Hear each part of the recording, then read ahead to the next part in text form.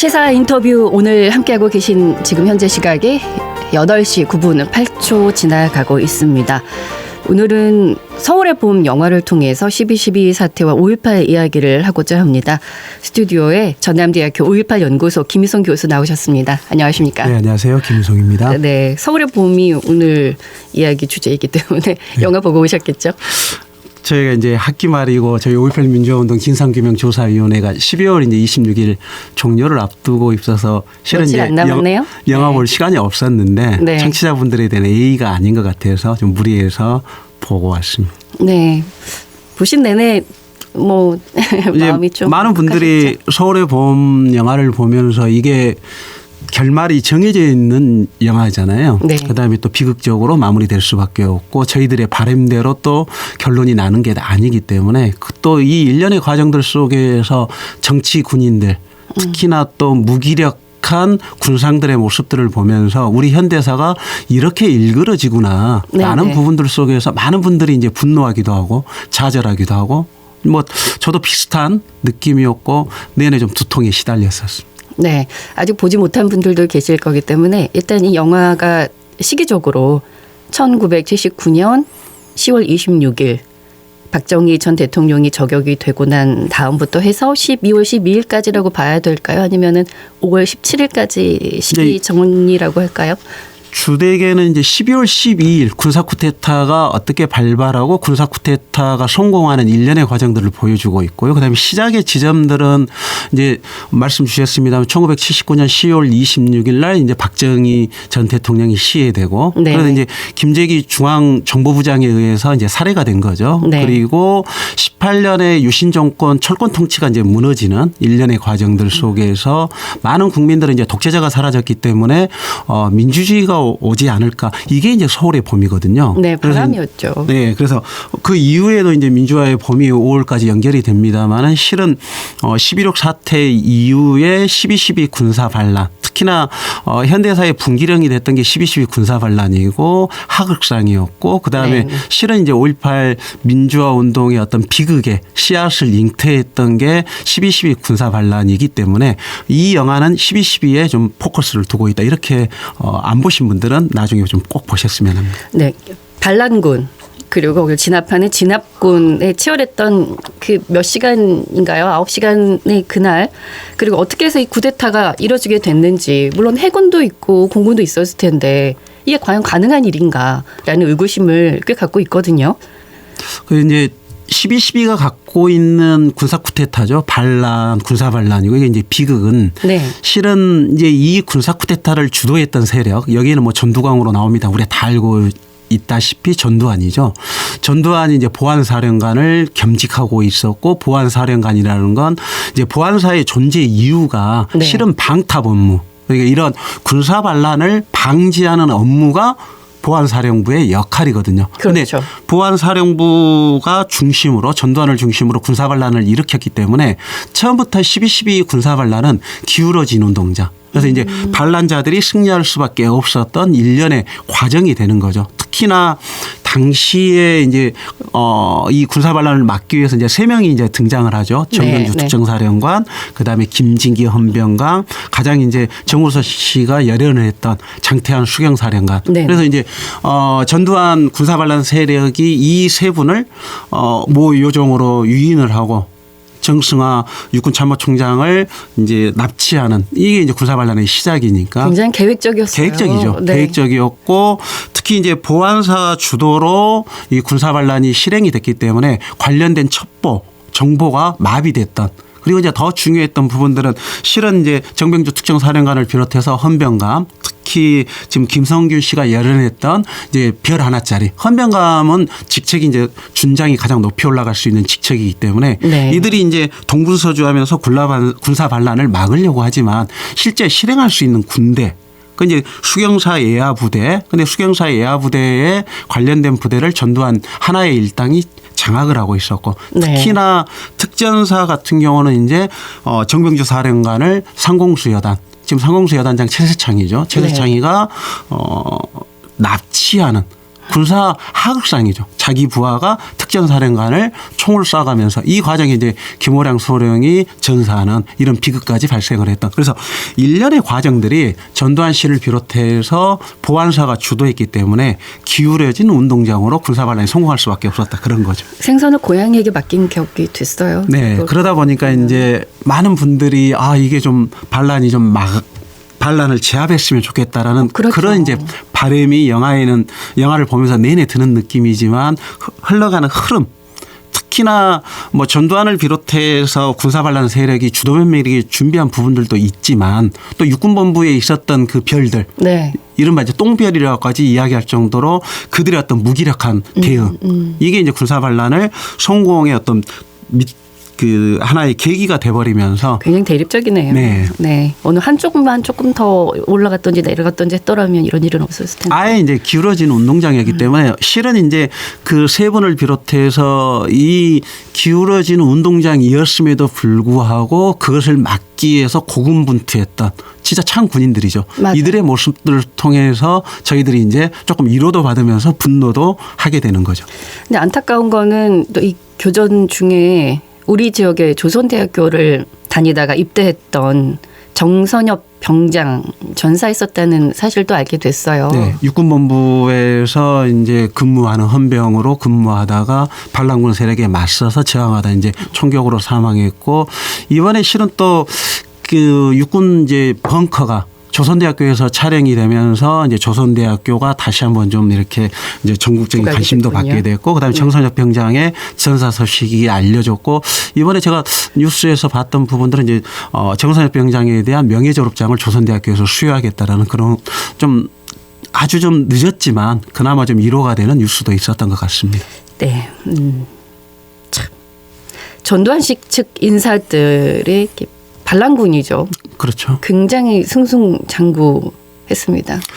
뭐 영화에서도 이야기하지만 전두환 씨가 뭐 대놓고 이야기하죠. 떡검을 마음껏 주겠다라고 했고 실제 이제 일공수여단장 박희도 준장이죠. 육군본부를 점령했던 국방부와 육군본부를 점령했던 세력인데 박희도 준장 같은 경우는 육군참모총장까지 올라가고 승승장구했죠. 그다음에 상공수여단장 특전사를 중심으로 보면 정병주 특전사령관을 체포했던 최세창 준장 같은 경우는 합동참모의장 국방부 장관까지. 그래서 이제 상공수여단 같은 경우는 실은 반란군의 핵심에 있었고 12.12 때도 반란군의 역할 그다음에 부마 항쟁 때 가서 가장 부산 마산 시민들을 악랄하게 진압했고 그다음에 80년 5월에 강주에 출동해서 상공수여단이 전남대학교 그리고 교도소 인근에서 양민학살을 자행했던 부대죠. 그 이제 최세창 같은 경우는 국방부 장관까지 했던 거고요. 그다음에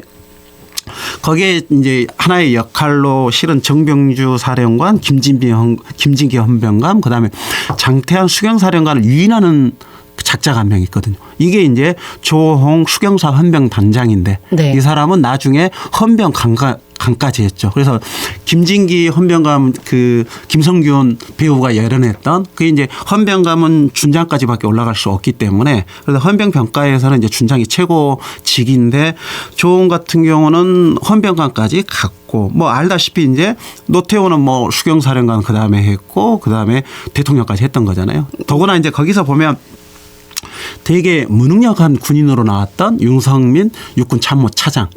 징계받았을 것 같지만 이 사람은 전두환 정권 시기에 국방부 장관 역임합니다. 최장수 국방부 장관인 거죠. 뭔가 좀 알았어요. 그 개인의 영광을 주면 나를 따를 사람들이 분명히 있을 것이다라는. 그래서 개인은 뭐 아무것도 아니게 돼버리는. 인간의 어떤 욕망, 분상, 그리고 이제 군인의 본문.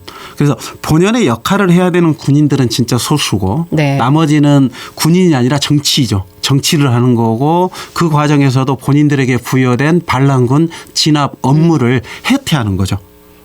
이게 방관하면서 실은 방관자들이 이 쿠데타가 성공할 수 있도록 도와주는 격이었고 전두환 같은 경우는 그 이후에 그 자들에게까지도 농공행상을 장악히 했던 거죠. 그러다 보니까 지금까지도 12.12 군사반란을 일으켰던 전두환을 추앙하고 그다음에 그 세력들은 지금도 이제 거리에서 전두환 그다음에 5.18을 애곡 표명하는 뭐 이런 일들을 하고 있죠. 지금까지도. 그러게요.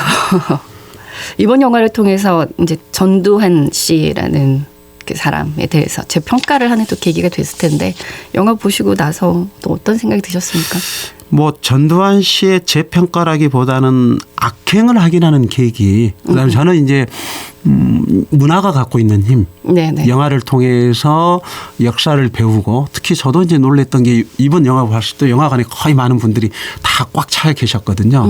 그래서 80년 내지는 70년대 이 시대를 경험했던 분들도 계셨지만 저희 젊은 학생들, 네, 대학생들도 많이 영화를 보고 있었고 그러면서 잘 몰랐던 이제 그들에게는 역사잖아요. 43년, 45년이 지난 일이기 때문에 먼 과거의 이야기였는데 생생하게 영화를 통해서 그때를 다시 되새겨보고 특히나 80년 5.18까지 이게 연결되기 때문에 이게 하나의 그냥 단순한 군사 반란이 아니라 5.18 민주화 운동의 아픔이 됐던 계기였다. 이런 것까지 이제 역사적인 공부를 하는 그런 과정이었기 때문에 전두환 씨를 재평가한다기보다는 전두환 씨의 악행을 재확인하는 계기다. 이렇게 볼 수 있을 것 같습니다. 네, 맞습니다.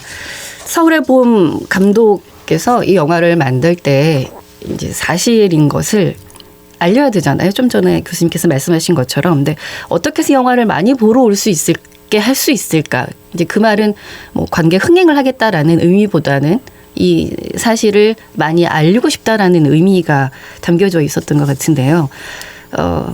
1979년 말에서 1980년 초로 이어지는 정말 숨가팠던 이 한국 현대사가 주는 메시지라면 저희 어떻게 받아볼 수 있을까요?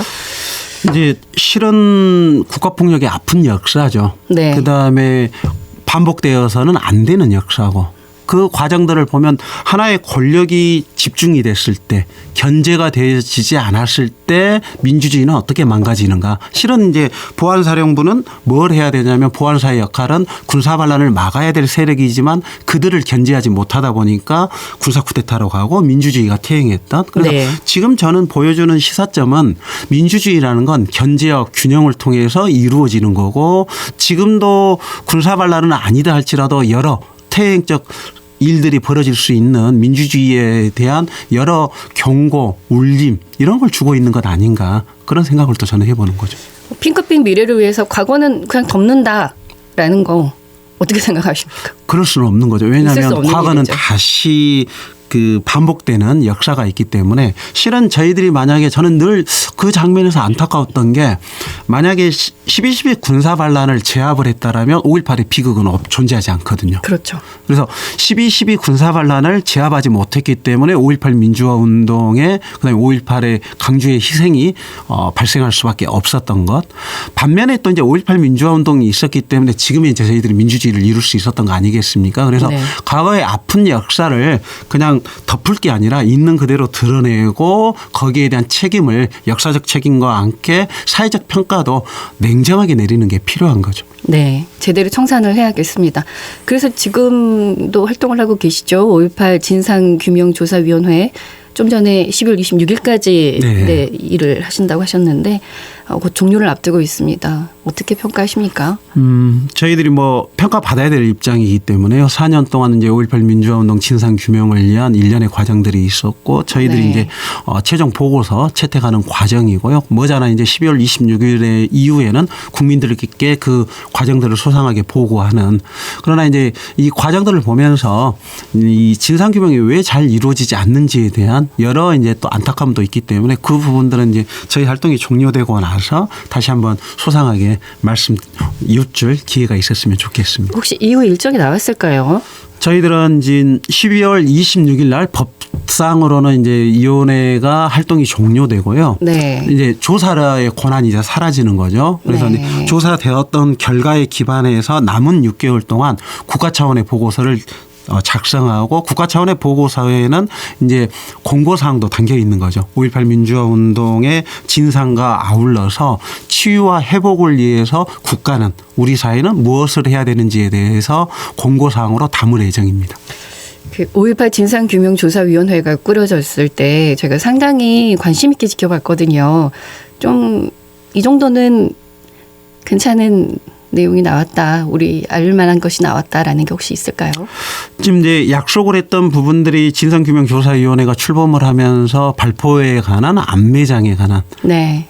이제 그 국민들의 의혹을 해소하겠다고 했기 때문에 거기에 대해서는 저는 최소한 보고할 의무가 있다라고 생각하고요. 그나마 좀 나아졌던 부분들은 이제 헬기 사격에 대한 좀 더 진전된 내용들. 하지만 또 일부 내용들은 43년이라는 시간, 그다음에 진상조사위원회가 갖고 있는 자기 한계가 또 존재했기 때문에 그런 이유로 해서 시원하게 진상규명을 못한 측면들도 존재할 겁니다. 이 부분들은 나중에 냉철한 비판, 그다음에 혹독한 평가를 받아야겠죠. 네, 이게 스스로 된 평가도 좀 남아 있을 것 같고 앞으로의 남겨진 과제들도 또한 저희가 계속 관심 있게 지켜봐야 될 것 같습니다.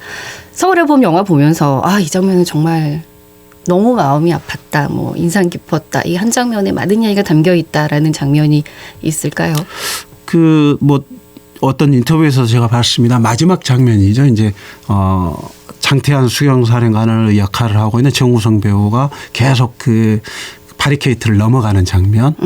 이제 본인이 좌절하는 걸 알고 있죠. 네. 알고 있지만 포기할 수 없었던 그 군인의 자세.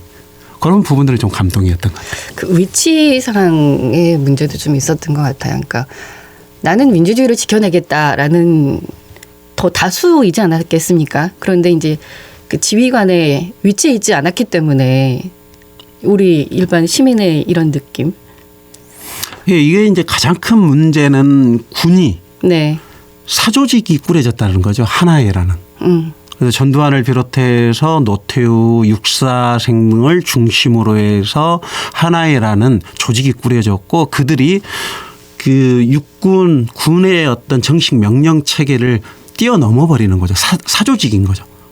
내부의 사조직이 꾸려지고 이 사조직에 대한 관리 감독이 이루어지지 못하니까 이들이 군사반란까지 갔었고 명령 체계를 부인하면서 실은 이제 전두환을 비롯한 그들의 하나의 일당들이 군사반란을 일으킨 거죠. 그리고 나중에 이제 보여줬던 부분들은 그들이 승승장구했고 그러다 보니 자 어떠해야 되는지 그런 일들이 있었을 때 어떤 판단을 해야 되는가에 대한 잘못된 또 시그널을 준 거죠. 네. 그나마 이제 김영삼 정부 시기에 하나회를 척결했고 또 최근에 이제 군을 둘러싼 저도 이제 국방부하고도 여러 같은 작업을 해봤습니다만 이제 그 육사 중심의 순혈주의 그러다 보니까 각종 다른 영역의 군인들이 그 군수뇌부를 구성할 수 있도록 견제와 균형을 만들어가는 일련의 과정들. 그게 없어서 우리가 12.12라는 어떤 아픔을 겪었기 때문에 어떤 조직이나 마찬가지인 것 같아요. 지금 현재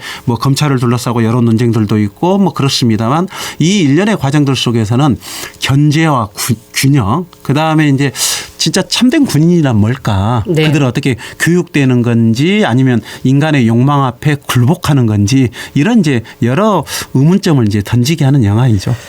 던져주는 메시지가 너무나도 명확하기 때문에 이제 과거의 아픈 역사입니다만 그거를 이제 딛고 우리는 이제 알고 평가하고 우리는 앞으로 어떻게 나아가야 될지 스스로에게 메시지를 던져주는 이런 계기가 됐으면 좋겠습니다.